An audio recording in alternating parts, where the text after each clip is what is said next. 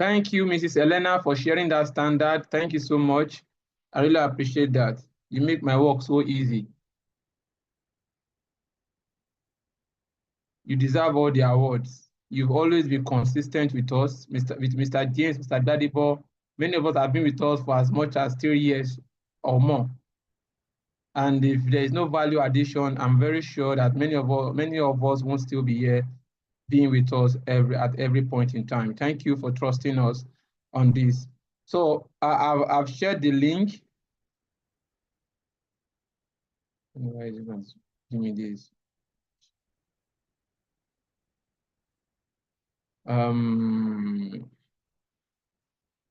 We can give it our caption.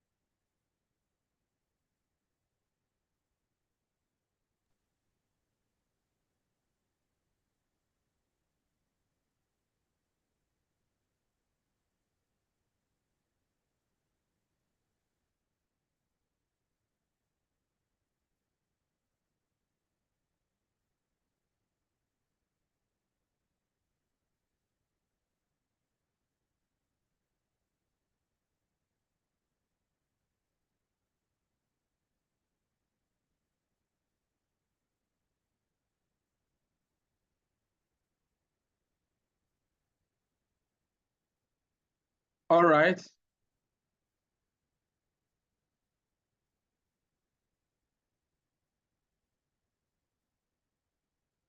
Now, please let us open our standard like we said the other time, because that is what we'll be using as our reference point for this discussion. So we're talking about the importance of customer communication. I will be looking at the standard to look specifically at what the standard says when it comes to customers communication.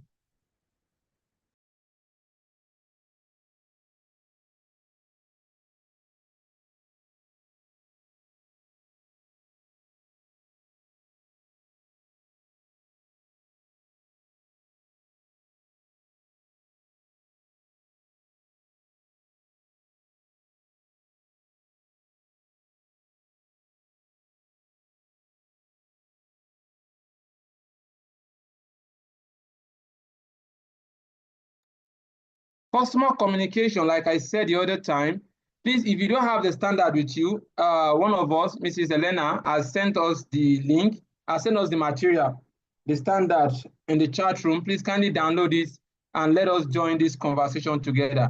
Like we said, customer satisfaction is the outcome, is the output of quality management system. Without customer satisfaction, the quality management system is not complete. And most times when people hear about quality management system, they think it's about the product.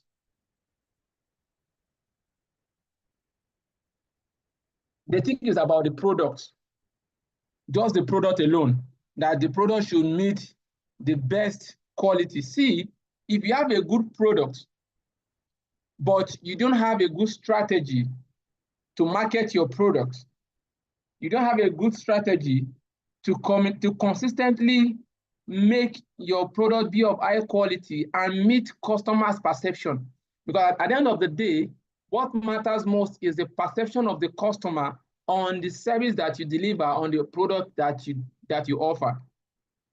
Your product can be good.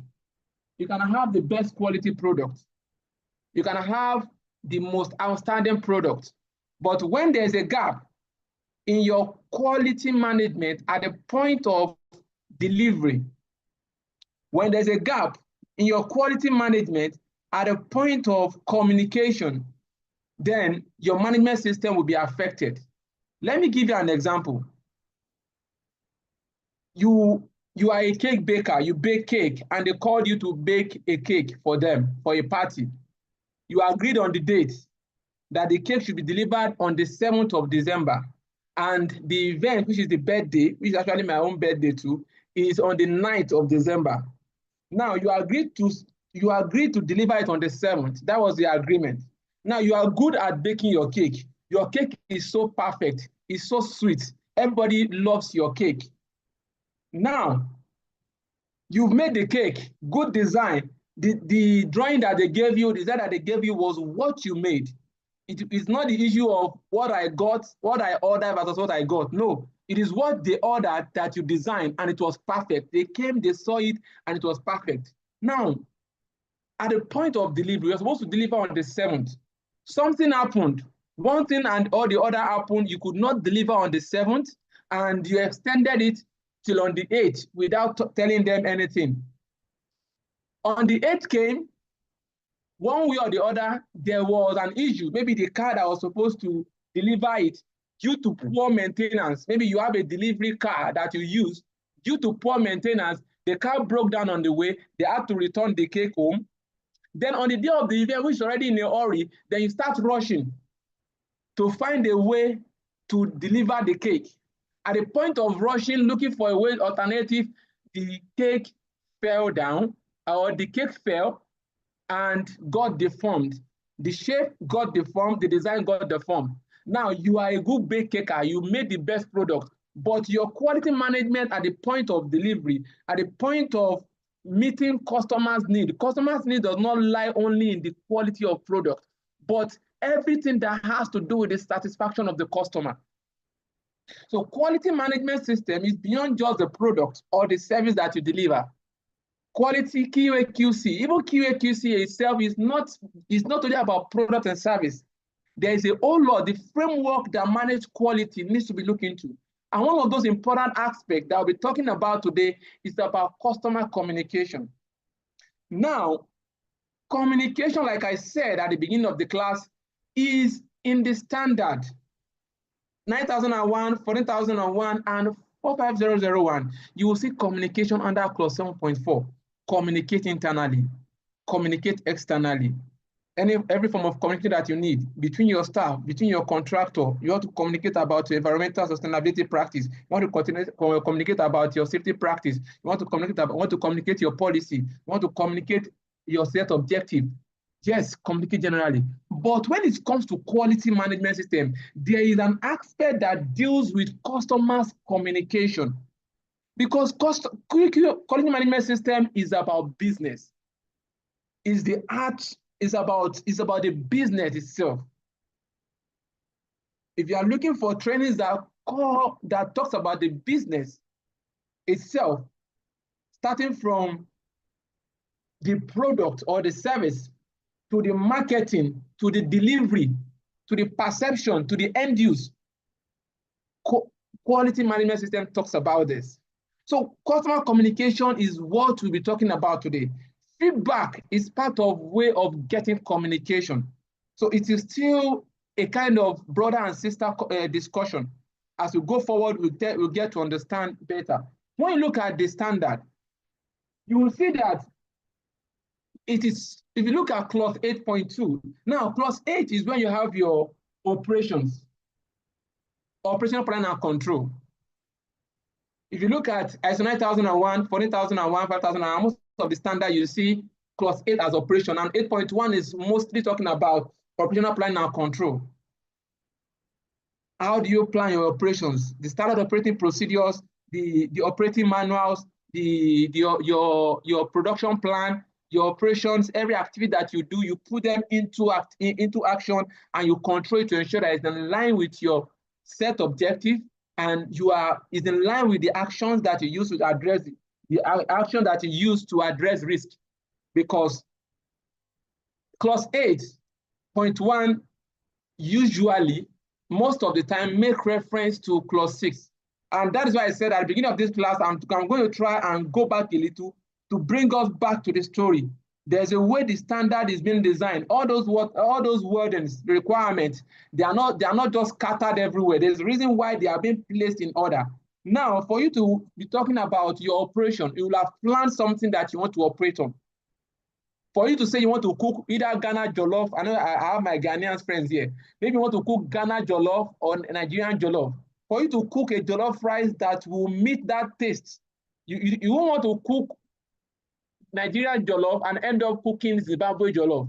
To cook that Ghana jollof, that quality, that taste of Ghana jollof, there are requirements. If you want to cook Yoruba Nigerian jollof, there's a requirement, because they don't know that apart from having that Nigerian jollof, there are still Yoruba Nigerian jollof, where they will show you the pepper in being a Yoruba guy or a Yoruba party. The pepper must be there. In Igbo, there might be not much pepper, but other things will supplement it. So now, to make that taste, there are requirements. There's a way you cook it. The ingredients, there is a specification, there is measurements that comes together to make that particular taste. And everything that could affect not getting that taste of Nigerian jollof is the risk. So clause 6.1 talks about action to address the risk. So you can see how they relate together. It talks about action to address those risks. Because you need to be able to tell us what are the risks that could make us not to make that Nigerian jollof. So in manufacturing or in your service delivery, there are risks that could affect not meeting up with the final output, which will affect customers' perception. So that risk is what you're identifying in clause 6.1. So when you read clause 8.1, you will see that they wrote there that the organization shall plan, implement, and control the processes. I'll still talk about that 4.4 too. Process, because that's where the processes are. Clause 4.4, I'm not even talk about it. Let me put it at the side. 4.4, needed to meet the requirement for the provision of products and services and to implement the action determined in clause 6. You can see how they flow together. So if you're addressing the action in clause 6, we help you to be able to understand how best will I put this into play to meet up with the final output that we want. Now, that is where operation starts from. But when you look at other standards, 40,001 and 5001, the three main standards that we know of, 9001, 14,000 and 5,000, there are other standards, information technology, food safety at 20,000, there are so many of them. Now, when we look at the other two, you see that after 8.1, the next thing is emergency response and preparedness. But for quality management system, the other requires, it has the longest clause 8. Now, when you're now talking about these products, because you're talking about the product itself, the service itself, every organization has a product or a service that they deliver. If there's no product, there's no service, there is no organization. So that is the frame. So it needs to be discussed in full about the operation itself. So when we now talk about operational planning and control, which I've already explained, then the next thing that now comes is, okay, what are the requirements for these products and services? You want to make a car. What are the requirements? A company called you to come and deliver a training. That is a service. What are the requirements? You want to produce chewing gum. What are the requirements? You want to become a caterer. What are the requirements? Want to consult for a company to help prevent accidents. What are the requirements? All these things will have been stated maybe in the purchase order, bill of quantity, or other forms to show the requirements. We are not here to talk about all these things in full, but I'm just trying to give us a background understanding so that we'll be able to flow along. I can't just come inside and just pick clause 8.2.1 and start talking about customer communication. it will look like many of us will be in isolation. So we need to understand that flow. That's why I'm taking it from the root as much as I can. If you are with me in this class, if you are following, please kindly type yes in the chat room. Let me know that I'm not alone in this class. So now, there is a basis. What are the requirements? That is where it starts from.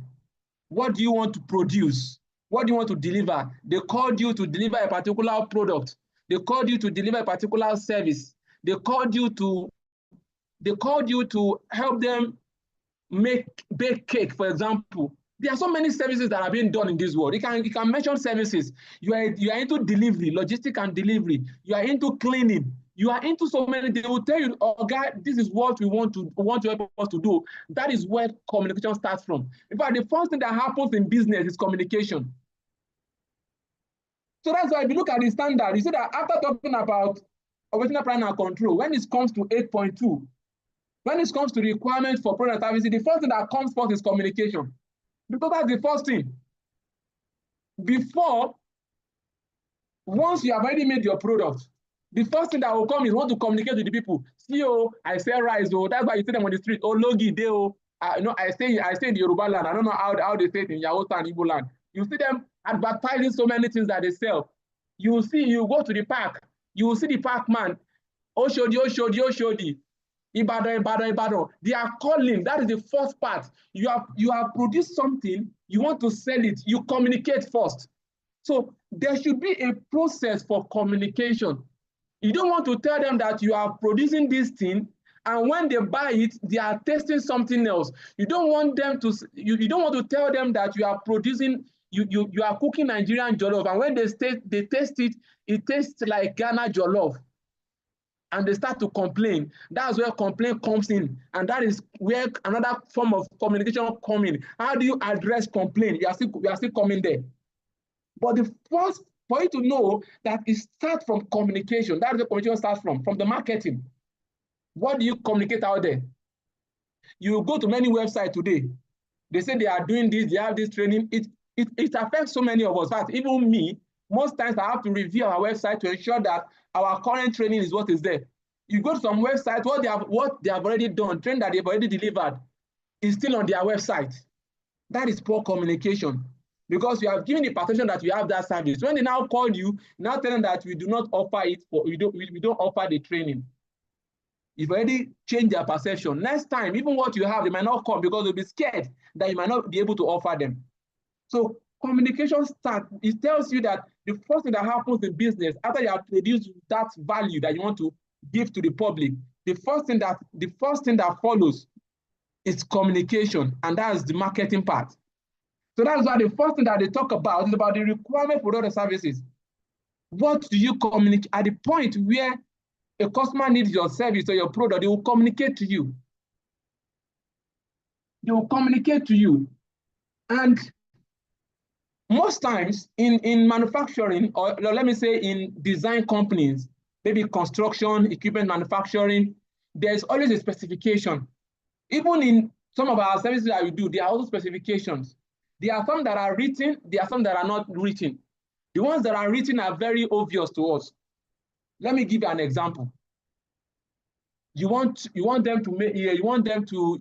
company wants to buy a particular kind of generator, a particular kind of equipment. They will give a design. You want to build a house, there will be a design that will be communicated. Now, some are not written, they are abstract.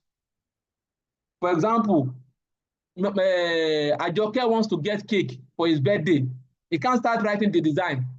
He can only give them a design and tell them to help him to meet with this requirement. There are some form of requirements that are not written.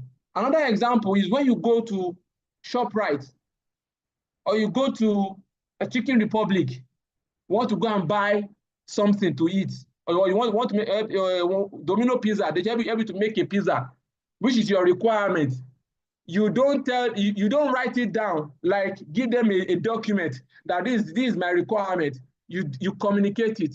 So what they do, the standard, there are so many things that the standard talks about. That's why I love the standard so much. Part of what they do in the standard is to tell you that even if your customer does not provide a document, You should find a way to ensure communication, and there is a process.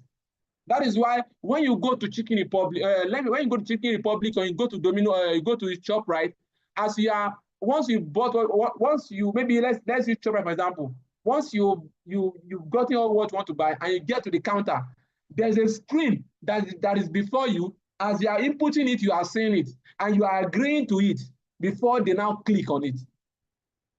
Most standard fuel station, when you want to buy fuel, they will tell you, okay, look at the meter, it's 20,000 that are pressed there. That is communication.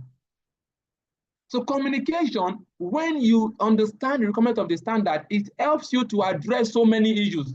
And the reason is that sometimes there can be gap in communication, in design. They say, this is not what I had to do. Sometimes, it is December period now. You start seeing tailors and tailors fighting with their customers fighting with, how will I put it? Tailors fighting with their customers. That this is not what I told you to sew for me. This is what I told you to sew for me. You start seeing that fight because what I got, what I ordered. Why? Communication gap. Communication gap. So the standard helps us to address this communication. So that is the first thing, because when there's no communication, they can't be talking about design and development, because what you be designing and developing will be causing issues. That's why you will see, if you go to construction company, you will see them as they are designing, they are breaking, they are adjusting, because there's no flow of communication of what is required, and there is no process for management of change, planning of changes. Then you will see that clause 8 talks about 8.2 talks about communication. The 8.3 talks about design and development, how to manage design and development, external provider services, till it gets to 8.7. That now talks about when you have no conforming output, how do you address it? So clause 8.2 is where we are focusing on today. Not just 8.2, 8.2.1 that talks about customer communication. As simple as it is, it's like a web. It attracts every other part of the standard, because when you are communicating with your customer, there are so many things involved. So I will first read what is in this standard. It's no more than 7 or 8 lines. Then we'll now go to what we have for us today. Then customer communication, 8.2. I want anyone to read clause 8.2 for me. If you want to read the standard, for those that have attended our class, you read it like you are reading the Quran or the Bible. You will say, if you want to read the Bible, you will say chapter 2, verse 1, chapter 2, verse 2, chapter 2, verse 3. You must mention the chapter and the verse and the title that is there. So now who is going to read for us? Ms. Adeyemi, Mrs. Yemisi, please, can you unmute? Okay. 8.1. Requirements for products. 8.2. Requirements for products and services. 8.2.1. Customer communication. Communication with customers shall include A. Providing information relating to products and services. B. Handling inquiries, contracts, or others, including changes. C. Obtaining customer feedback relating to products and services, including customer complaints. D. Handling or controlling customer properties. E. Establishing specific requirements for contingency actions when relevant. Thank you so much. God bless you. That is clear.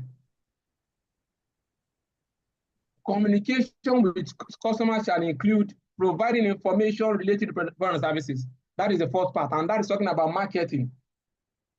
That's talking about marketing. What you have, information about your product. This is what I have. This is what I design. This is what I do. This service that we offer. How do you ensure that? Then 8.2.1b says handling inquiries. After you've marketed your product and they're now coming to come and have a taste of your product, to come and have a taste of your service, coming in, influx of people coming in. How do you handle inquiries? From the point of contact, what's the competency of the person that represents the company? Some people, they will call you and you'll be like, they will receive your call or they will attend to you and it will be like, are we fighting before? Because that's part of quality management. You can have the best product, but when your customers entered your facility and the way they are being treated at the point of entering or making inquiries, they do not like it, then they are not coming for your product. So you can see that quality management is not only about organization, even as an individual, as a business owner, you need to understand what the standard is. You can apply it in everything that you do. Contract, at the point of getting contract orders, when there are orders, including changes. When there are changes, how do you communicate between the customers? Then obtaining customer feedback after they've now used your product or you've delivered the service, obtaining feedback relating to product and services, including customer complaint. There are two things involved. In fact, there are two things involved. It's either a customer is satisfied or not satisfied. If a customer is satisfied, you must ensure that you find a way to get the feedback. If he's not satisfied, there are two things involved. It's either he goes away quietly without talking and allow you to continue making your poor product or having poor customer satisfaction, or he comes to complain. If he comes to complain, you are safe. But if he goes away and not complain, there are two things involved. Who remembers that basket mouth comedy? If he goes away and refuses to complain, there are two things involved. It's either he goes to go and complain to people and start telling people about your product, how bad it is, or he goes to meet the witches and wizards to deal with you for your bad product. If you go to meet the witches for your bad product, you are safe, because no evil shall befall us. But if he goes to complain to people around, don't let me continue, because there are many things involved. Because one person that is not satisfied with your product will go and complain to 10 people that will never come to taste your product. It tells you the importance of communication. How do you ensure that queries are complaints are addressed? Remember, you can never satisfy everybody, but try as much as possible to do due diligence when it comes to handling customers' complaints. So now, this is what we'll be talking about today. Customers' complaint, providing information about your product, handling inquiries, obtaining feedback, handling customers' communication, handling customers' feedback relating to products and services, including customers' complaint, handling or controlling customer property, establishing specific requirements for contingency action when relevant. If there are contingency action, maybe for example, after maybe the tailor made the clothes and there were some errors, what is the contingency plan? As a fashion designer, what will I do? Is it that they can bring it for amendment, or we can agree on them managing it like that? There are some cases that some products are being designed for use and the user, the client still ends up using it under some kind of agreement. Okay, they can tell them, maybe let's say it's a manufacturing company that produces chemical.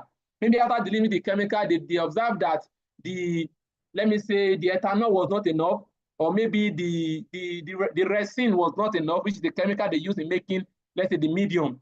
For those that are not into chemistry, they might not know this. I'm just giving an example. Maybe the resin that they use in making it, the mix, the resin or the ethanol or the what we call IPA, isopropyl alcohol, whatever they use to make, maybe it was not enough. They cannot tell them, sorry, sir, we'll send one of our chemists to come with a bucket of ethanol to come and do it, to come and mix it locally at the facility, instead of bringing the whole thing here. So there can be an action for contingency to address the customer's complaint. And for those that handle customer property too, companies that handle customer property, maybe customers' cars, there should be a channel of handling the communication. Now, let's talk about information. Information is in various forms. providing information about related to your product and services. How do you communicate? Something as simple as a flyer. That is the easiest part. You know, customer organizations, we have flyers, they have Instagram page, they will have website, they will have so many ways of communicating to customers. You must ensure that your means of communication is very effective and is a critical component for achieving customer satisfaction. You must verify the effectiveness of customers' communication, the way you communicate with your customer. How does it work? So though there's no, like after reading this 8.2.1, nowhere is it written there that you should document it. Like someone was asking me in our review class on Friday night that that when he went to clause 5.3, there's no place that for 9,000, there's no place that they said that they should document roles and responsibilities. And I told him, yes, it might not be there, but let me tell you, you will need it. Some places like now 4.1, the standard does not tell you to document interested content of the organization, internal and external issues. They not tell you to document it. 4.2, they didn't tell you to document it, but in 4.3, you will need it. And in 4.4, you also need it, and you also need it in 6.1. So there's no way that you not still want to document it in order to ensure flow of your process. Depending on the complexity and the size of the organization, it may be necessary for you to have relevant documentation in order to effectively implement a process for customer communication. How do we communicate with the customer?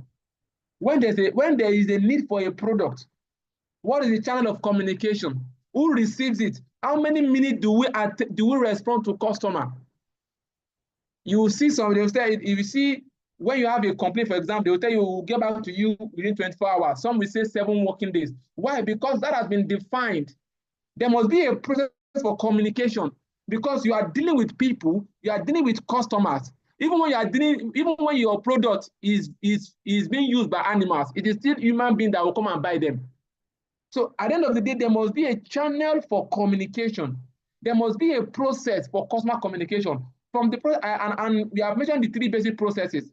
From the process of your product and services, information about your product and service, which I call marketing, to the process of handling inquiries, to the process of getting feedback, input, process, output, your marketing. Then when your marketing starts working, you start getting inquiries, you start getting orders, they start coming to get your product. How do you communicate with them?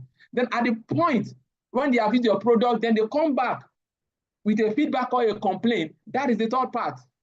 There must be a process for handling customer communication. In your organization, there should be a process for handling customer communication. It is important for the auditor to verify how the organization communicates about the quality of its products and services to the end user, and also the mechanism for obtaining feedback. All these must be well highlighted. There should be a process for further. If you look at this flyer, for example, you will see for further inquiry, there's a process. After a training, you request for feedback. When there's a complaint, there should be a means to get that communication. It must be established. So the standard is not just about, that is why I love this year's theme of Quality Week. It should go beyond just compliance. It's about conformance. It's about performance. It helps you to improve your system. It's not just about complying. You should know the essence why you need to implement those requirements of the standard. It is important for the auditor to verify, you as the auditor that wants to audit that process, to verify how the customer communicate about the quality of their product and services. How did they communicate it? What channel did they use to communicate? Because the perception of the customer is very, very important. And it is what you put out there that will define their first perception. How is that well defined? And also the mechanism of obtaining feedback. There was a day I saw a particular flyer. I think the person is into, I think something about education, something about education that has to do with boldness. And the flyer was using what flyer that looks like he was selling ice cream. I said, you don't use this kind of design of flyer. That is just one part of customer communication. There are so many ways of communication. When you're in the marketing world, you understand that the perception of your communication is very, very important. Some products is because of the way they marketed it that will drive you to buy it for the first time. So you as the auditor, you are helping them to improve in their business. Remember that this quality management system, it's about the business. Even when you're talking about health and safety, it's still about the business. You should learn how to communicate. You should learn how to communicate whatever value you are adding. So you as the auditor that has been engaged, you should help them to identify this process. It helps to recognize, it should be recognized that the need of the dealer, retailer many times may be different from the need of the end user. Most times, companies that are into manufacturing, that deal with wholesale, retailers, and the likes, their need can be different from the need of the end user. So you need to be able to identify the need of the end user. For example, if I'm a wholesaler and I want to buy your product in bulk, what I'll be talking about, I expect you to have done your marketing to your end user. My own is to close the gap between you people by delivering it and getting it closer to them. What will be my own issue is how do you package it? What is the quality of your packaging? Your primary packaging, secondary packaging, and tertiary packaging. For those that doesn't know about that, you can go and learn more about GMP, good manufacturing practice. It's part of packaging training. How do you package it? What is the quality of most time the packaging material? That's one of the things that I'll be concerned about. What the end user will be concerned about will be the quality of the product he wants to use. So you must be able to identify the specific need of each person across the supply chain to the end user. Customer communication fall into three general categories. I've explained this earlier. An organization's general communication to existing or potential customer. Your communication with potential customers. You can see the word potential, advertisement, marketing information, advertising your marketing information. How do you communicate it? Because this is the requirement of the standard. It said 8.2.1, I'm reading again. Customer communication. Communication with customers shall include providing information related to your product services. You can see that it is clear, so we are not out of point talking about marketing and advertisement. How do they communicate? So you as an auditor, you are able to look at how are they communicating this thing. Then specific information related to the customer inquiry, whatever they now need. How do you attend to them? How do they attend to them? That is why, as an auditor, if you're auditing quality management, you audit the sales department, you audit the marketing department. You're not going there to ask marketing department how they get the quality of their product. You are asking them questions related to marketing, and this is the clause that applies to them. This is one of the clauses that applies to them, apart from the general clause of policy, objective, competency. Those are applied generally to almost all departments. But there are some clauses that are specific to some departments. Customer communication, sales, marketing, supply chain is specific to them. So you audit that process to see that the means of communication, starting from marketing to inquiry to getting feedback, which is the third one. Communication in response to customer feedback and complaint. How do they communicate this?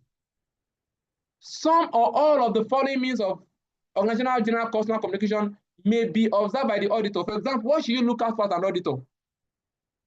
Number one, advertising material. There are flyers. I've showed you a couple of flyers. You look at them. If their own is not flyer, their own can be their LinkedIn page, their Instagram page. How do they communicate their product? It can be the label on the packaging label. It can be that particular signage that they put in one big place, all those digital signages that they use. All these telemarketing big screens that they use on whatever are the means, they will have identified that these are the means of marketing. You will see some event that has passed, it is still on that screen. So it means that they're not updating their records, which are part of the areas for them to improve upon. You can't just raise non-conformity for that anyway. You can't just raise, because many of us know how to raise non-conformity. But there are opportunities for improvement. If it now occurs across various processes, across various products and services, you cannot start from opportunity for improvement. You cannot start talking about minor non-conformity. If it now linked to other major issues in the overall process that can affect the organization quality management system, then you cannot talk about a major non-conformity. But at this point, it's about improvement. Advertising material, how do they communicate it? Now, if you are auditing integrated management system, now I will just go small into integration. If you are auditing integrated management system, maybe they integrate their quality to their environmental. If you're not looking at maybe the label on their plastic, you'll not be looking out for, okay, they design it well. You'll not be looking out for, is there a place that they put a logo for recycling of this product, because they have integrated it to environmental management system. The manual to use that particular product, maybe it's a chemical, a lubricant. The safety manual of the manufacturer information, is it present in it? Does it detail how to use that particular product? You can see how to integrate, but this slide is not for integration. I just ship that in. So advertising material, their website, their product catalog, these are ways to see how well they communicate to their customers.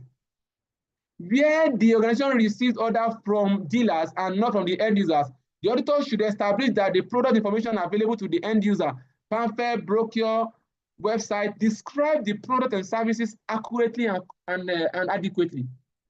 It must describe that product that they deliver. This one is more common on GG. If GG should consult me to be their quality manager or their quality consultant, many of those people that are advertising on GG will be bringing them down. I think GG now has given them some new mandate that they must always update their products with it, because there are many complaints. You will go there, you see it. Sometimes they don't have it. Sometimes they have it, but they use their old price. When you now get there, they will now start fighting you. That's how, guy, why you go sit down one for 100,000, you go the rush corner. Now.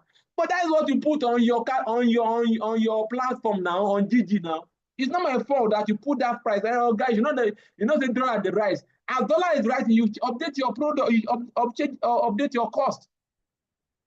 So there must be a kind of communication. For example, those that have been taking our course, for example, our ISO courses, the individual ones, 150,000, and many of them, we've been updating it to let them understand that by January next year, it is going to 200,000. Then for the integrated management system, for 400, from January next year, is going to 500,000. It is long overdue. But we are already establishing that communication gradually, so that by the time it gets to that time, it won't become about last year, now 400 you do now. No, we have established that communication process. The auditor should also establish how the customer needs have been identified and product specification are arrived at. For those ones that deals with design and development, maybe designing a cake, or maybe designing an equipment, a construction company, anything that has to do with design, website design, any form of design at all, website design, graphic design, maybe that's what the company is into, and or coding, whatever has to do with design and development. There must be a process to ensure that what the customer communicates is what is being delivered. It shouldn't be a case of what I ordered versus what I got.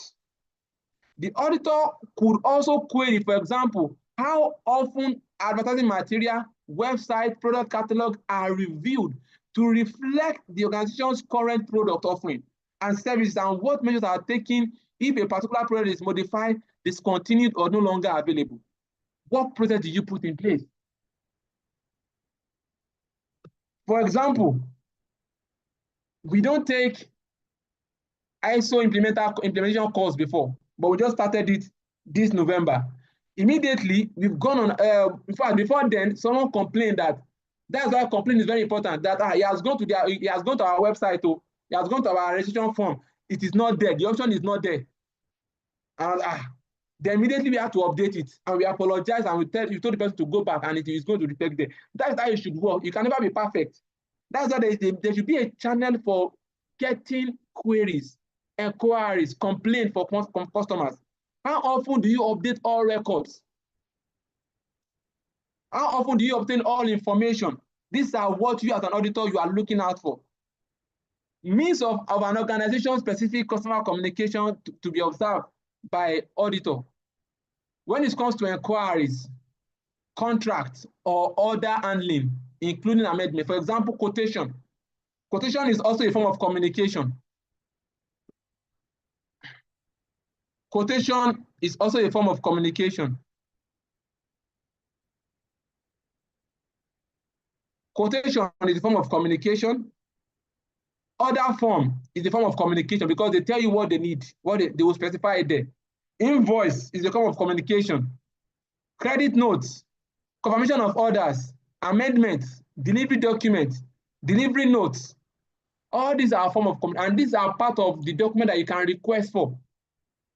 You can do a sampling method, audit sampling method to select some of them and audit them. Whether you use stratified method or you use cluster method, whatever means you use to get your sampling or judgment-based method or statistical-based method, just ensure that you get a representative data or information that you will use to make your judgment across board. These are the documents you'll be looking out for. You can also go ahead to also audit, to also do interview of the customer rep or the sales manager or whoever is in that process. The customer feedback and complaint management process, letter in response to a complaint. Now, the third part, complaint and feedback. Letter or in response to complaint or acknowledgement letters or feedback forms. All these are part of what you'll be auditing in quality management. And I know most of us here, we are into health and safety. But let me tell you, quality is the basic part for everyone, whether I like it or not, because it is when you understand the business part and link it into health and safety. Most times now you'll see QHSE, QHSE, HSEQ, quality, health, safety, and environment, because they work together. And if you can handle everything, you are good in quality, you are good in health and safety, you are good in environment. The only thing for you to just do is to bring everything together. To me, everything is together. It's part of what ESG is all about. Because when you're talking about quality, you're talking about business. You're talking about environment, you're talking about the environment. You're talking about health and safety, you're talking about the social part. You're talking about business, you're talking about the governance. You just need to top up the game and look at other framework in ESG that are specific to ESG framework and learn more about it. But if you know the ISO standard and use quality management system, issue of stakeholders, they are part of the interested parties that you address in plus 4.1. So understanding quality, health, safety, and environment with respect to ISO standard will help you go a long way in the career.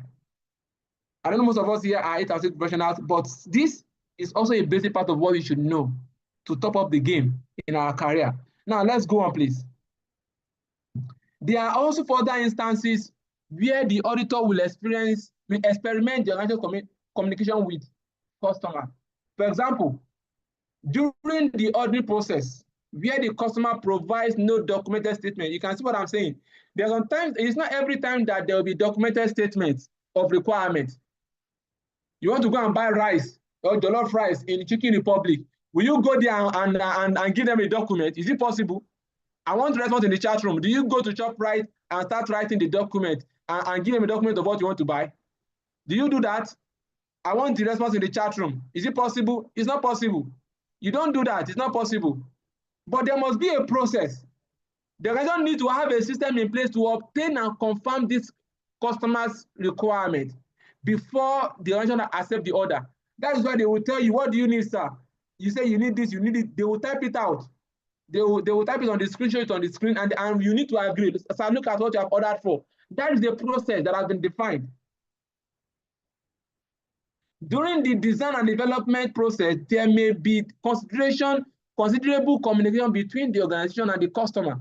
Then during the process of authorizing the use of non-conforming products, at the end of the day, you can meet Uncle Razaki and he help you to sew one clothes, and maybe some part was not fine, and because it is the day of Christmas, you just want to manage it like that. There can be a process for use of non-conforming products. An equipment was designed, a manufacturing equipment was designed, but some parts were absent. There should be a process for the use, for the release of the product. under some concession. The auditor would use normal trace method to ensure or verify compliance with the customer communication requirement of ISO 9001 and whether the organization communicated effectively with the customer in the execution of the inquiry, contract, or order. We don't want a situation of what I ordered versus what I got. So every organization, the product that they deliver or the service that they offer, they must ensure that it's in line with what customers need. Now, they are in two forms. For those that do design that, for those that address specific needs of the customer, maybe the customer will tell that this is what they need, this service they need. There are some that are constant. For example, Coca-Cola now. There is a Coca-Cola is Coca-Cola. They can't tell them that, see, we want this Coca-Cola to have less sugar or less water. No, it's Coca-Cola. All true. So in the quality department, they must ensure that that consistency in that quality is being maintained. Now, order can now come in form of volume. It can come in form of numbers. Maybe the wholesalers. Okay, I need 100 trucks. I need 50 trucks. I need 10 trucks. I need a 15 pallet of Coke, 10 pallet of Fanta, 5 pallet of this. There will be specification that must be met. And all this must be well documented for audit purposes and to help improve their process.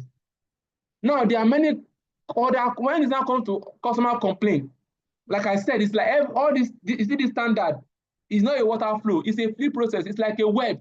Everything works together. If you're talking about clause 5, you're relating it to clause 7, you're relating it to clause 8, there's a way they link together because it's a process. It's a process flow. Everything, nothing is working in isolation. Everything works together as a single entity.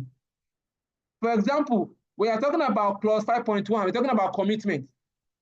Now, it's a requirement that top management to ensure that customers' requirements are determined, understood, and consistently met. So, customers' requirement, if you go to clause 5.1.2, it is there, which tells you that part of the commitment of the management is about customer. It's about customer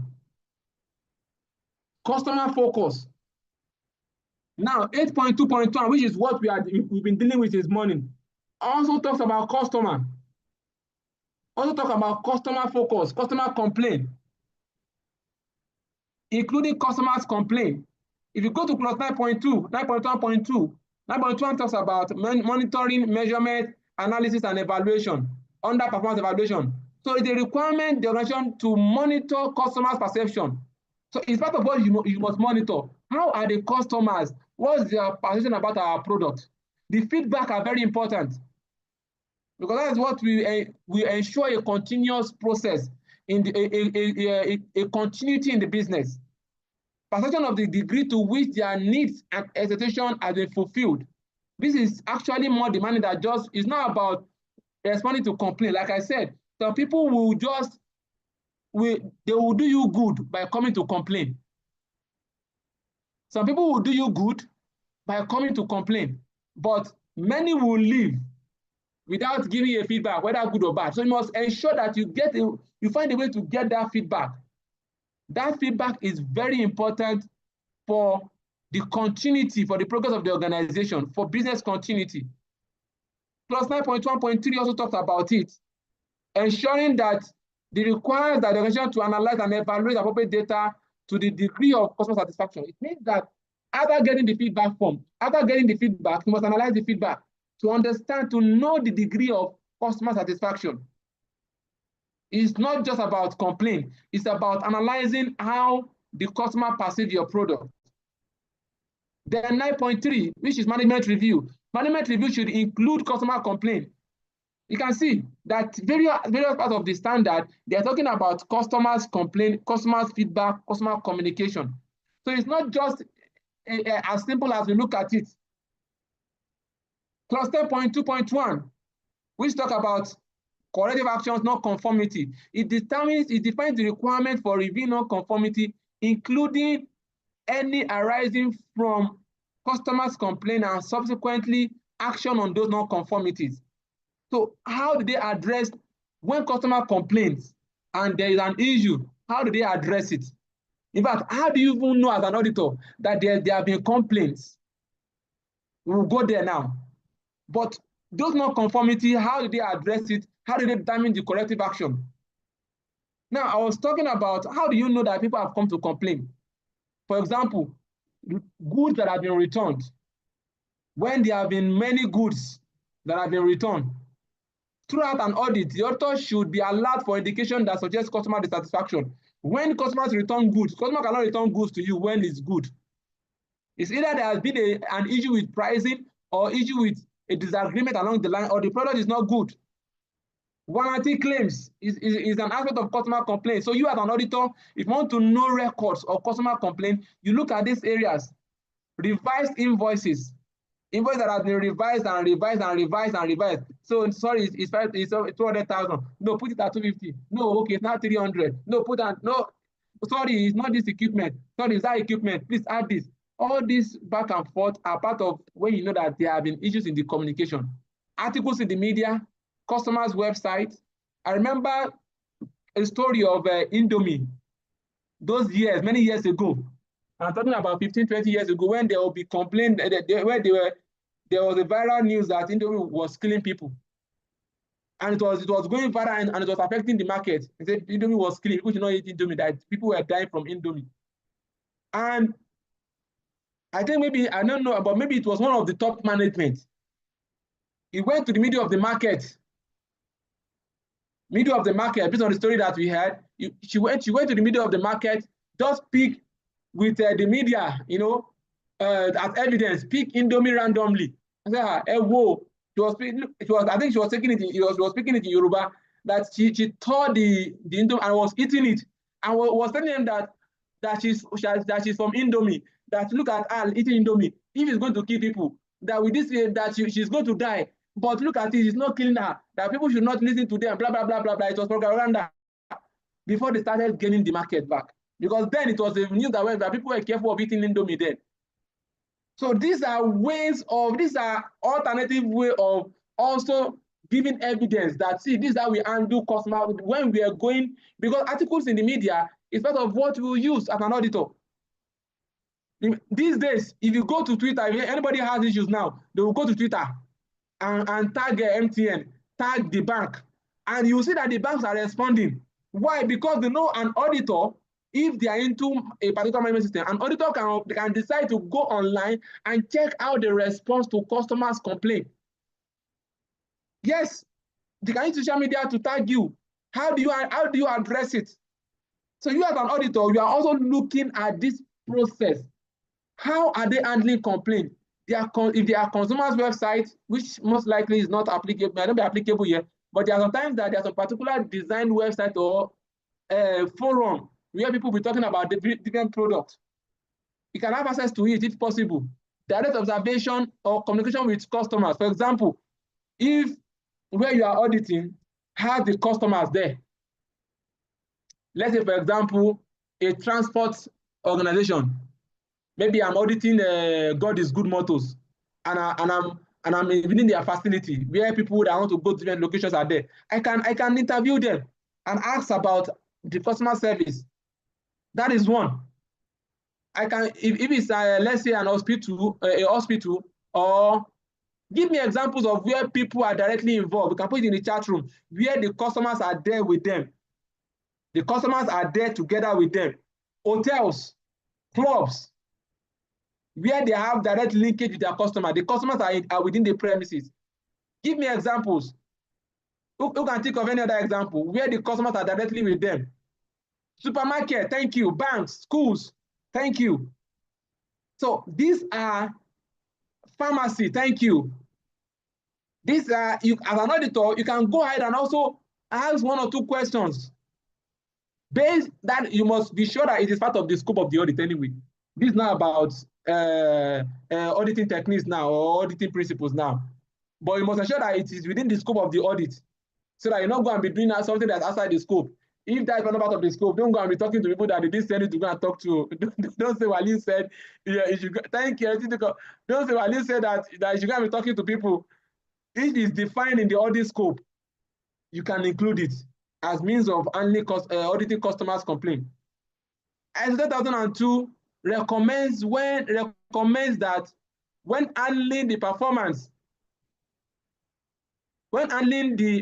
of the cost of the complaint handling process, the auditor should assess the conformity of complaint handling process. There should be an SOP for complaint handling, or it should be it can be part of customer communication. Then there will be a section for complaint handling, or there can be a separate Fred document on complaint handling. It will help with the organization's policy and objective. Is it in line with their policy and their objective? The extent to which the complaint handling process is being followed, to what extent is the complaint handling process being followed? Do they meet, is it that they just develop an SOP or work instruction, but they are doing something different? The ability of the existing complaint handling process to achieve the objective and strengths and weaknesses. How good is that document for handling complaint? During their internal audit, do they also audit it? What's the outcome? How do they improve in their customer handling complaint? Output from management review. During management review, do they talk about complaints that are, because that is where the salt is. Because the salt, when you apply it to an injury, it will pain you, but that same salt, if you put it in your stew, it gives it taste. So that salt, which is management review, which I call the salt, is if you don't review this thing, that salt can be bitter. It can be a pain when you leave it and you don't address customer complaint. Now, customer complaint is that salt. Customer complaint is that salt. It's either you address it. If you don't address it, it becomes a pain in the wound because it will be there and it will continue. But when you address it and you look at what is leading to that complaint and you do your root cause analysis, it will become a salt that will help you to improve your business. Are we together? So output from management review will include decision and action relating to improvement of the effectiveness of and efficiency of the complaint handling process, proposals on product and services improvement, and action relating to identifying resources needs. So this should be the outcome of the complaint handling process. Before we continue in this class, we are having 2 ISO courses coming up very soon. The one that is starting next week is ISO 9001, 14001, and 5001 Integrated Management System. Always as said, our certification body is QMSAI, Quality and Management Monitoring Institute. But our training is well detailed. For those that have attended our training, many of them are here, they will testify to that. So we are having our IMS class coming up starting next week for just 400,000 naira. And trust me, if you are part of this class and you want to benefit, I can give you some discount. Just send me a message. And the second one is the implementation course. This one is bespoke. Bespoke means that we are going to issue you our certificate. It's mainly for knowledge purpose, but it's going to be bespoke, like I said. But the training content, the energy is still going to be the same, but the difference is that this certification will be coming from us. It is bespoke and mainly for the purpose of knowledge. So if you are interested in any of these 2 classes, you can chat me up. You can chat me up at any point in time. Like I said, the integrated management system is starting next week. Saturday is the weekend class. Why this is happening in December, between December 17 to 19, and it's just 200,000 naira only. Feedback first. Now let's move to feedback. It is important, therefore, for the auditor to verify that the organizational customer complaint channel promotes adequate awareness of the process by which customers can provide feedback. Now, we're talking about feedback. Do your customer even know the channel, the process to give that feedback? Can anybody easily say, okay, I want to give a feedback, this is the process? Have you communicated it to them? You can see where it links to 7.2, that talks about awareness. So 7.3, that talks about awareness. Now, input to the customer feedback process include data. Now, we want to create, now you as the auditor, or you as an implementer, let me talk about an implementer now, because it's the 2 sides of the coin. Whether you're an implementer or you're an auditor, it's like the 2 sides of the coin. Now, let me talk as an implementer. You want to develop feedback. Your feedback form should be in line with those parameters that will affect your quality based on the perception of the customer. every quality knowledge area or every quality assurance or quality control area is what must be in the feedback form. Your feedback form or your questionnaire should be in line with what the customer wants to address. You sit on feedback, the customer does not even know what to choose because his option is not there, his option is not there. You must ensure that the feedback reflects the options, the variabilities that the customer wants to address. So your feedback, so you as the auditor now, you must ensure that that feedback form is speaking the language that the auditor, the customer wants to hear or wants to get, so that it's going to give you a response. This data is analyzed effectively, and the output from this process should be used to improve management system. What is the essence of getting feedback? But we are not analyzing the feedback to see where you can improve on.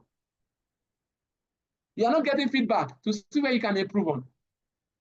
When we first started our training, at least the first 2 training, they were complaining about network for factual trainings. Network, they can't maybe where they are, the network is bad and they miss the class. Then what do? We use that to see how we can improve in our KMS process. Then what do? We ensure that every training is recorded. We assign a delegate that will remind us to record all sessions. Once we go from break, we'll come back, we'll remind us to do recording.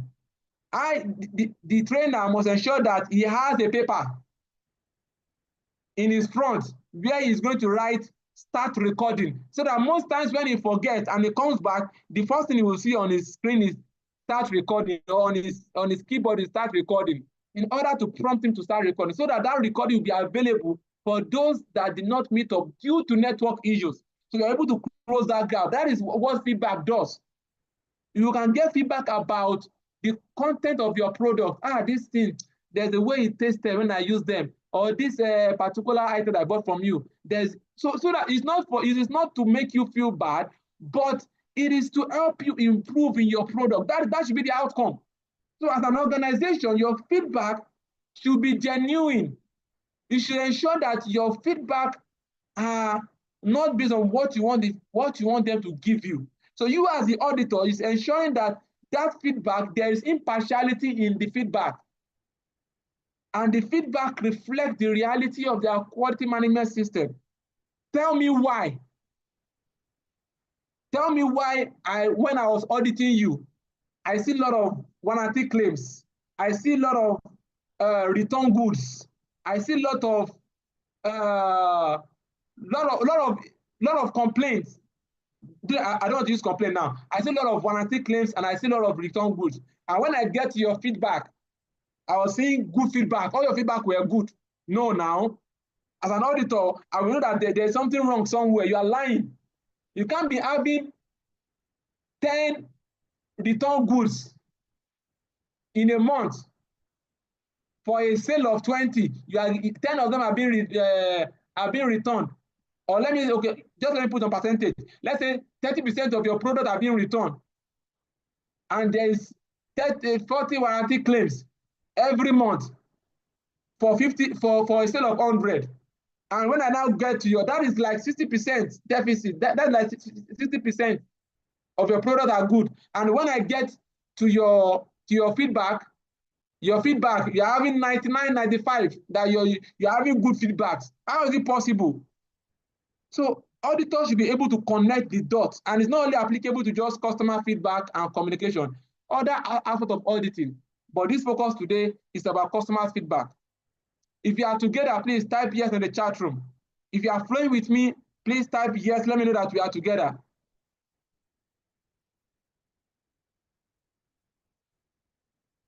Like I used to say, I used to tell people that our sessions, they are not for everybody. They are for the few that understand the value therein. So if you are here and we are adding value to you, just type yes in the chat room. Thank you very much. Customer feedback needs to be audited as a process. You can see, customer feedback is not just about, is a clause, is a standard. It's a requirement. You need to be serious about it. You need to audit it as a process, like the whole company depends on it. And evaluation also needs to be performed on the way in which the process is managed, as well as its ability to provide meaningful information with which to judge the overall effectiveness of the QMS. Because when feedback should give us the reality of what is happening. Unless you have punched your feedback system and there are loopholes and your feedback is not even the right feedback. Because your feedback should help you to improve in your process. Due consideration should be given to factors such as the complexity, the size, the product certification of the services, the risk associated with the product and services, and the diversity of the customer base. Now, there are some products that you can actually audit, that you can actually get feedback from them. For example, now, Pampers. Who uses Pampers? I want us to get the answer in the chat room. Who uses Pampers? I'm talking about children Pampers now. The babies, right? Am I correct? No, they are adult Pampers too. No, leave that one. Leave that one. Let's go to the children zone now. All right. Let's go to the children zone now. Now, can you get feedback from babies about how they feel about the Pampers? You can't. But you as the process owner, you should find a way to ensure that you get feedback from their mother. You identify areas that you can get feedback from their mother. They will give you feedback. There's many products like that that are specifically meant for children, or they are meant for people that you can't get feedback from them. So you must design a way to get this feedback. So as an auditor, you must understand their products, their services, who they deliver to, and how they get the feedback.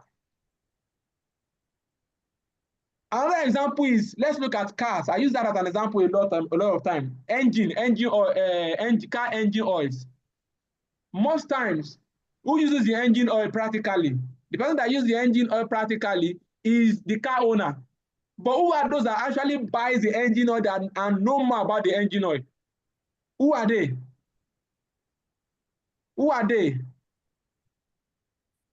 The mechanics.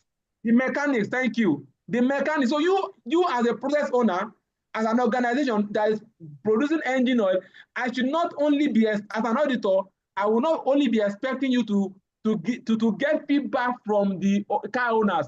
I'm expecting you to get feedback from the car owners and from the mechanics too, based on the quality of that product, and from the supply chain based on delivery, maybe wholesale delivery, time of delivery, to ensure flow in the process. Like I have said, preparation stage of the customer feedback auditing process. The auditor needs to be aware of the specific characteristics of the products and services that is likely to impact customer satisfaction. Now, there are some characteristics that is unique to a particular product. That these are the key areas that must be addressed. They are the critical parts of the services that is being delivered, or the product. And this must be well identified. But how do you get this information? From warranty claims. There are sometimes that a particular part of a product might have an issue and you can still manage it. But when another part has issue, you will not be able, for example, now, let's say your phone now. Let's say your phone, when you bought your phone, maybe you now observe that the speaker is not giving you the right sound. Maybe you bought it at London use, but the speaker is not giving you that sound. The sound is not clear. You can say, okay, let me manage it. But you bought it, and the next day the screen went off. You manage it. So there are some critical part of a product or services that must be well defined, that will help us understanding the perception of the feedback.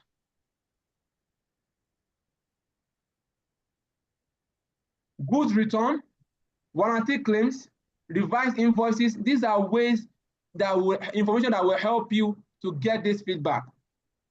Issues an auditor should address during an audit of the customer feedback process.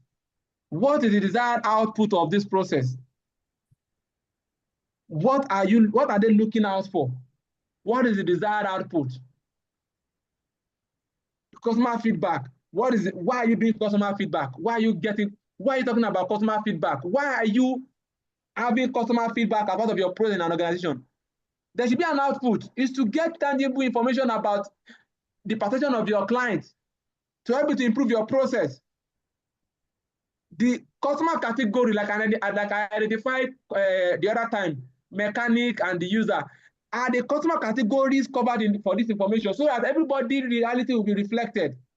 How is the data collected to feed the process? How do they ensure that the data is being used to, because at the end of the day, the output from the feedback should help them to improve in the process. So you as the auditor, you are not only looking at how do they get feedback? What is the feedback? No, you are also looking at, is the feedback reflecting their end users and those that are their customers? And do they use the output from the feedback to improve their process? The information, are they reliable? Are they reliable? How is the data analyzed? And how does the information generated by the process feedback is fed back into the QMS as a whole? How do they ensure that they improve the process as a whole? Then, what are the link into other QMS processes? There are a lot of QMS processes. QMS processes, commitment, competency, the policy, the objective, the risk, the resources, there are so many parts, design and development. How do they use the feedback to help to improve the processes? For example, there's an issue of late delivery, for example. And when they analyze the issue of what caused when they got the feedback was that there was lateness in the delivery. The cake was good, but it was delivered late. Now, what led to the late delivery? Okay, the bike, what's it called? The bike got bad on the road. What led to the bike getting bad on the road? Okay, it broke down due to poor maintenance. What led to poor maintenance? The poor maintenance was due to incompetent mechanic who was doing the maintenance activity. Then they are able to see which area, okay, we need to address the issue of competency. Do we need to train them? We need to reschedule we need to have a maintenance plan, a maintenance schedule. That's under operational plan and control. We need to have an SOP for maintenance, preventive maintenance. Now, it helps them to improve, to link to other processes. Okay, we need to define clear rules and objectives. Oga, madam, in addition to your role, you also monitor the maintenance activities. You also monitor the competency activity. You start, because of the feedback, they are able to link it to every other part of the process. That is what feedback should be doing to an organization. If your feedback is not doing that, then there's a problem. So that is about auditing customer feedback. Before we go on again for the next time, I have a good news for us. And the good news is this: we are now accredited to run AYOSH courses, AYOSH training and examination. So you can see our certificate. Coral International Limited is accredited to run training and examination leading to AYOSH awarding body UK. So for all your HSC level 2, level 3, first aid, fire, process safety, train the trainer, especially accident investigation. A lot of our calendar will be on very soon, and next year we are going to fill it with lots of trainings on AYOSH trainings, not leaving our ISO training and also our NICT bespoke trainings too.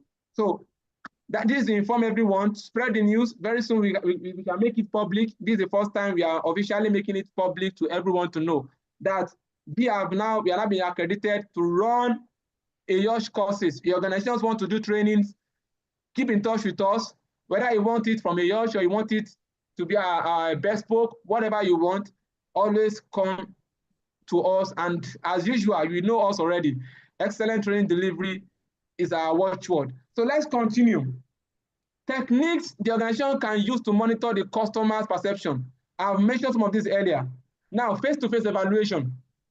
Maybe a canteen, restaurant, like we said, supermarket, school, hotel. Face-to-face interaction, you can use it if it's covered in the scope of the audit. Telephone calls or visits made periodically. You can also look at that. Questionnaires, other contact with customers, for example, service or installation personnel, internal inquiries among the staff in the organization, those that have contact with the customer, maybe the customer care representative or the complaint handling officer, all those people, you can also audit them to know the perception of the client. Then evaluation of repeat business. How many times have people come back to do training with you? How many times have people come back to refer people to buy your product? How many times have people continuously engage you to deliver a particular service? That is part of what you should look out for. How many times do you see, you as an auditor, look at an order, maybe order request, and you see that, okay, see someone coming again.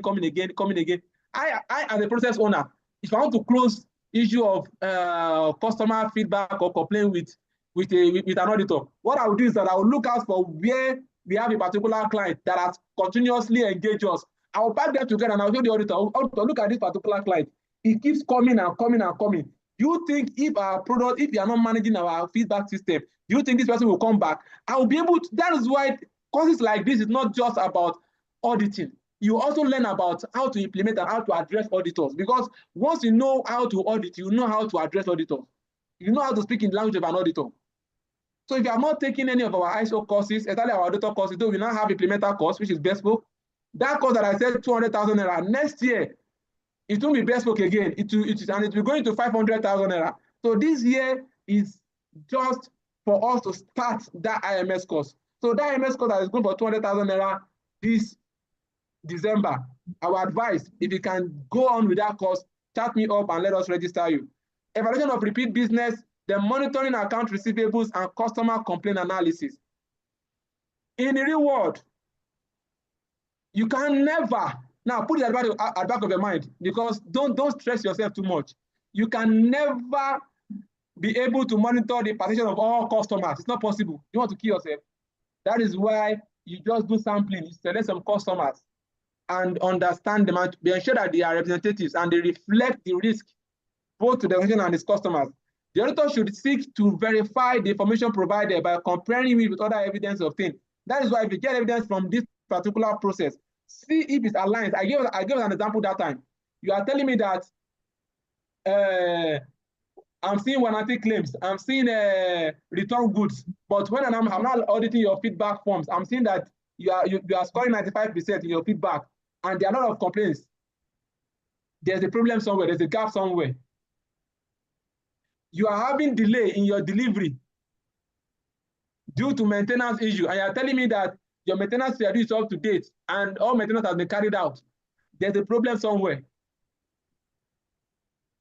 So there must be coherence in the statement, in what is being seen. You as an auditor, you must be able to drop them together. You must be able to link them together. The person asking for my number, that's it. In some cases, it may be appropriate for the auditor to verify information directly with the customers, with the original customer. True, though you must apply diplomacy, like we said, you can have, if it's part of your scope, you can have engagement directly with customers. If it's part of the scope of the audit, to audit customers' feedback or customers' complaint, you must apply diplomacy so that you will not be embarrassed. You look at trends. What are those complaints that is similar across board? Are they improving or they are deteriorating? Are they meeting up with customers' expectation? Is it that when someone comes to buy something, or someone comes to request for a product, or someone comes to have an order, it doesn't come back? What is the trend? What do you observe? So all those things are part of how their data is analyzed. The auditor should be able to recognize that the output from the feedback process forms an input. We have said this before. Their management review, their data analysis, they should the output from the feedback process should help. In fact, the standard says that part of what you should talk about in the management review should be their customers' feedback, customer complaint. So it should help them to improve their process. If it's not doing, if that is not done, then there's a problem. How do they address non-conformity? They should use the result of the customer feedback process to address non-conformities. If there's a customer complaint, then definitely there's a non-conforming product. Corrective actions, how do they implement corrective actions? The way in which these processes interact should be subjected to audit. Finally, auditing customer feedback and their link to other processes, like I said. The auditor should recognize that the customer feedback process has important link and interface with several other QMS processes. It links to other processes. It's not just in isolation. It links to, in fact, it will even link back to issue of context of the organization. Because you might be able to, from the feedback, it might refer you back to a particular risk that was not identified. And from that risk, it will relate it to internal issue or external issue. So you still see that link. So at the end of the day, there's a process flow based on and a review of the entire process based on feedback. A single feedback can make you to review all your processes and see how well you want to meet up with customer satisfaction. Validation, review, customer communication, and design and development controls and their changes. All these processes that I've mentioned here, the feedback from customers can help to improve in every other process in the management system, even including issue of competency, even including issue of resources. It might be that a particular resource is not being gotten rightly. It can be due to organizational knowledge. It can be based on procurement. Maybe the particular quality of the raw material is needed and another quality was gotten, which affected the output and later gave rise to bad customer feedback. Then it is important that it is being traced back and that particular aspect of procurement addressed. So at the end of the day, feedback should help to improve other QMS processes. And you as an auditor, it is important that you do due diligence to ensure that you see how well they utilize the opportunities that is embedded inside customers' feedback and customer communication to improve their QMS processes.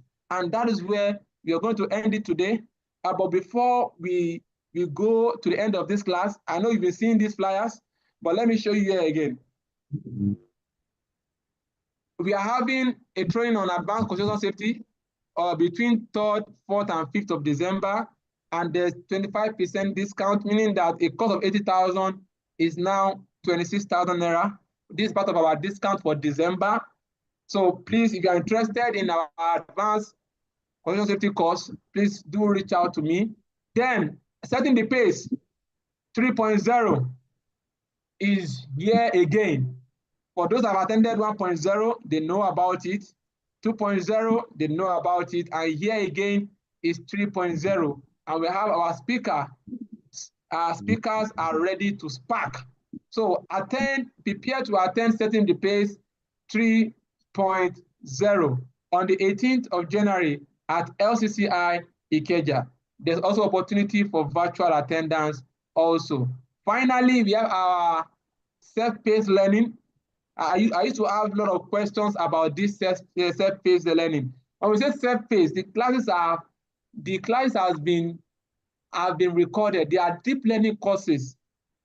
They are online courses, not just slides, explanatory videos, explanatory class that I have done myself, and we have caught them in and we have made them available for you at a discount 50%.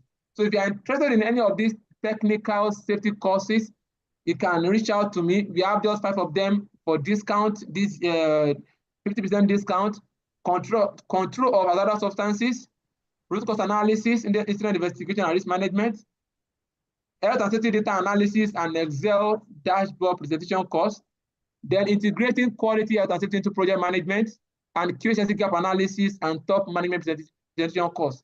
Trust me, Everyone that have attended any of our courses, they know. They know and they know. I don't need to talk much. They know and they know the value that is in our courses. So we're looking forward to having you, and let us see you attend our class and attend our courses. Finally, again, our IMS class is coming up starting next week. We have 10 delegates already have registered, and more are still coming to register. So don't be left out. After this year, next year it's going to be 500,000 naira. And our bespoke IMS course, we have like 10 persons that have also showed interest. This IMS implementation course is very important for everyone. In fact, it should be the first course to do before going for lead auditor course. So ensure you take advantage of this training. The IMS implementation course is going to be bespoke, covering 9001, 14001, 4001 implementation and their integration. So if you are interested, please let me know. And finally, again, we have been approved by AYOSH to take courses. AYOSH courses, every form of health and safety courses, process safety management, train the trainer course, incident investigation, HSC level 2 and level 3, first aid, fire safety, so many of them are what any course that you need for us to take you on YOSH for your company. You can reach out to us and trust us. Apart from delivering excellent training, we will give you the best price that you will never get anywhere else. And even if you get it somewhere else, be sure of our quality training. Thank you once again for being a part of this, for staying to the end. We hope we added value to you. We hope we have helped you in improving your management system. Yes, we do. Our fire safety is going to be bespoke. We don't have a particular calendar date for fire safety now for next year, but we have it as trainings that are available for organizations. Maybe you have like 10 staff, 7 staff, 8 staff you want to train, you can always reach out to us. Our discount, yeah, the discount is from 400. What discount for the bespoke? The discount is already there from 400. We discounted to 200,000, I think. Yes, from 400, it was discounted to 200,000. So you can, Mr. Rotimi, you can reach out to me, sir, for further information. Thank you all. Thank you for staying. Thank you, sir, Mr. Bashir. Thank you, everyone.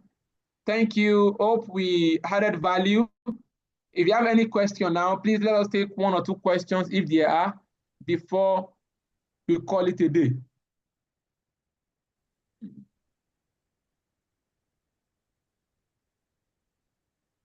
Are there any questions?